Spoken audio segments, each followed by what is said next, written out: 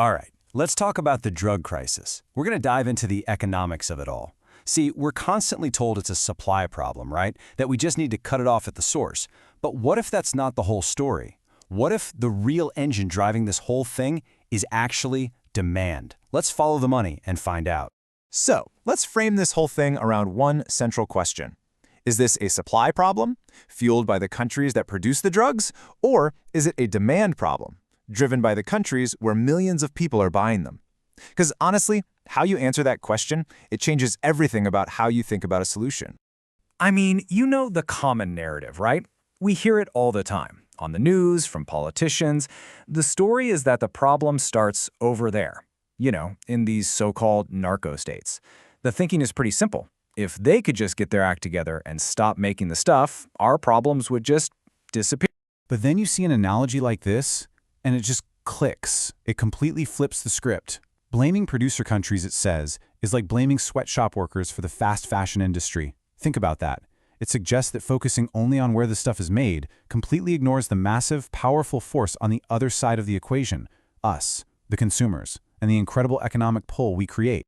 Okay, so this is where we really get into the nuts and bolts of the economics. And it all starts with one simple but incredibly powerful concept: risk. Because in any illegal market, risk is absolutely everything. Just think about it. If you're involved in trafficking, the risks are just astronomical. We're talking violence, getting thrown in jail for decades, or even death. So to get anyone to willingly take on that level of danger, the potential payday has to be huge, right? It has to be worth it. And that extra profit you need to make it worth the risk, that's what economists call the risk premium. And that right there creates this powerful, almost unbreakable cycle. Here's how it works. The huge risk demands a huge profit. That huge profit is only possible because people in wealthy consumer countries are able to pay super higher prices. And as long as that demand and all that money is on the table, guess what happens when you take out a supplier? Someone else steps right up to take their place. The supply is always replaceable. The demand? That's another story. And this quote just nails it. The profitability isn't being set by desperation in poor countries. No, it's set by the demand, by the money in rich countries. That's what makes the whole dangerous business worth the risk in the first place. Okay, so right about now you might be thinking, what about fentanyl? It's a great question, and it's probably the biggest challenge to this whole demand-side theory. I mean, it's synthetic, right? It's made in a lab, not grown on a farm. So does that change the rules of the game? The argument for it being a supply problem goes something like this. Since you don't need huge farms in specific climates and you can just cook this stuff up in a lab anywhere, maybe the blame does fall on a country like China, which makes the precursor chemicals. In theory, they could just turn off the tap, right? But here's the fascinating twist. Fentanyl doesn't actually break this economic model. In fact, you could argue it's the single clearest proof for it. Because while the way the drug is made has changed, the supply mechanics are different, the underlying reason it's profitable, the demand logic, that hasn't changed one bit. And look, we've watched this happen in real time. It's a classic game of global whack-a-mole. Step 1, China cracks down on the main precursor chemicals. So what happens? Bam! The mole pops up somewhere else. The final production just shifts over to labs in Mexico. Step 2, those chemicals get harder to get. So what do the chemists do? They just invent brand new formulas using different ingredients that aren't controlled. You can't win.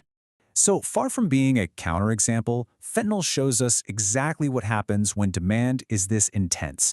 Supply doesn't just go away, it adapts, it gets smarter, it moves, and in this case, it gets more synthetic, way more potent, and a whole lot deadlier. The market always finds a way. And listen, this isn't just a theory.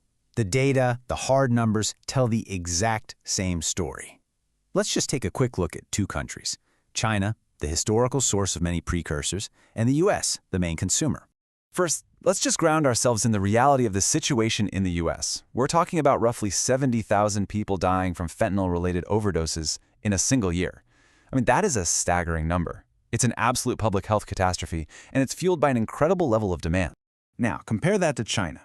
Even though it's been a key part of the supply chain for the ingredients, China itself has virtually no domestic fentanyl crisis. Overdoses are extremely rare. Widespread use just isn't a thing. The numbers couldn't be clearer. The crisis isn't in the country of origin, it's in the country of consumption. So what does this tell us? It's pretty undeniable, right? The location of the demand, the immense profitable demand, is what determines where you see the crisis. It's not about where the stuff is made. It's about where it's being bought and used on a massive scale. Okay, so if going after supply is kind of like playing whack-a-mole, if it's a flawed strategy, then we're forced to ask a much bigger and, frankly, a much more uncomfortable question. Why? Why is the demand so massive in the first place? What's really going on? Well, more and more evidence is pointing to the idea that this isn't just about a bunch of individual bad choices. It's a social problem. It's a symptom of something deeper. Think about it.